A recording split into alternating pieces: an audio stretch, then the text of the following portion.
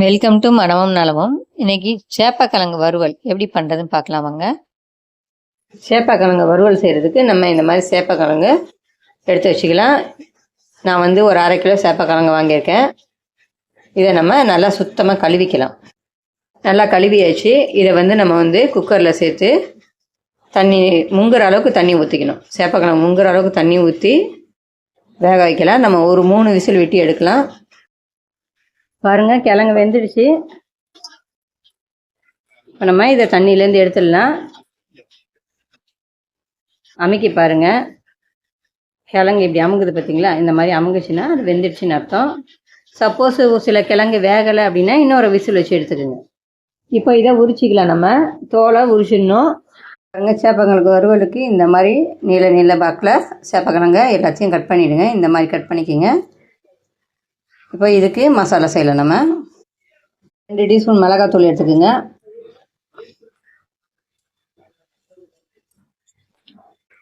மஞ்சத்தூள் 1 டீஸ்பூனு, உப்பு 1/4 டீஸ்பூன். இப்போ இதெல்லாம் நம்ம நல்லா கலந்துக்கலாம்.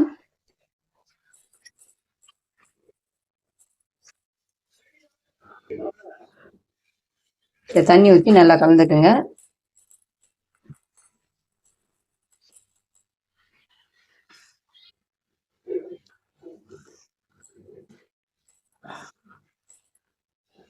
பாருங்கள், இந்த பதத்துக்கு இருந்தால் போதும். சேப்பக்கிழங்கு இதில் சேர்த்துக்குங்க. மசாலாவோட நல்லா பிசைஞ்சு விட்டுடுங்க.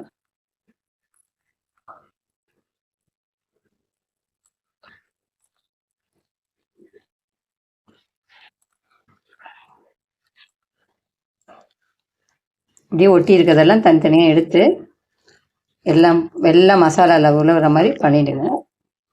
இதில் நீங்கள் கரம் மசாலா கூட சேர்த்து போடலாம். சிக்கன் நல்லா வந்து கறி டேஸ்ட்டில் நல்லா இருக்கும்.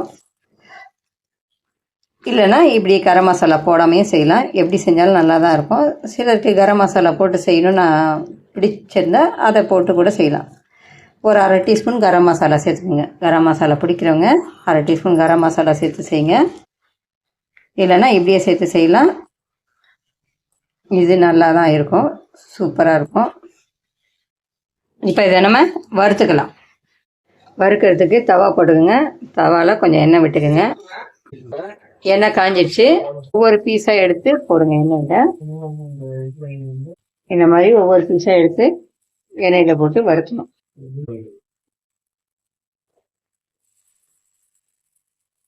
சேப்பக்கிழங்கு வறுவல் எப்படி வருது பாருங்கள்.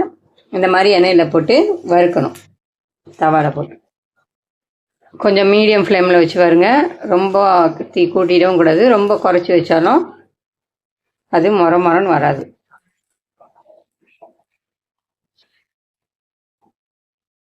பாருங்கள், சேப்பக்கிழங்கு வறுவல் ரெடி ஆகிடுச்சு. இப்போ நம்ம இதை எடுத்துடலாம். இப்படி ஓரம் வச்சுக்கிங்க. வச்சுக்கிட்டா எண்ணெய் வந்து கொஞ்சம் வடிஞ்சிடும். வடிஞ்சோன்னே நம்ம எடுக்கலாம். எண்ணெய்லாம் வடியுது பார்த்திங்கன்னா. இந்த மாதிரி வடித்தோன்னே நம்ம அதை எடுத்துக்கலாம்.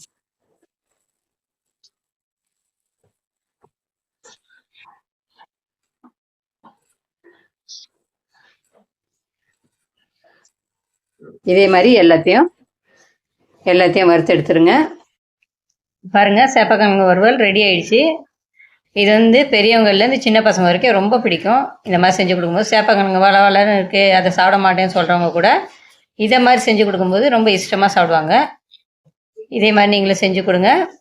இது ரொம்ப நல்லாயிருக்கும், டேஸ்ட்டாகவும் இருக்கும், நல்லா கிறிஸ்பியாகவும் இருக்கும். இதை பிடிச்சிருந்தா, இந்த வீடியோ பிடிச்சிருந்தா லைக் பண்ணுங்கள், ஷேர் பண்ணுங்கள், சப்ஸ்கிரைப் பண்ணுங்கள். நெக்ஸ்ட் வீடியோவில் நம்ம பார்க்கலாம்.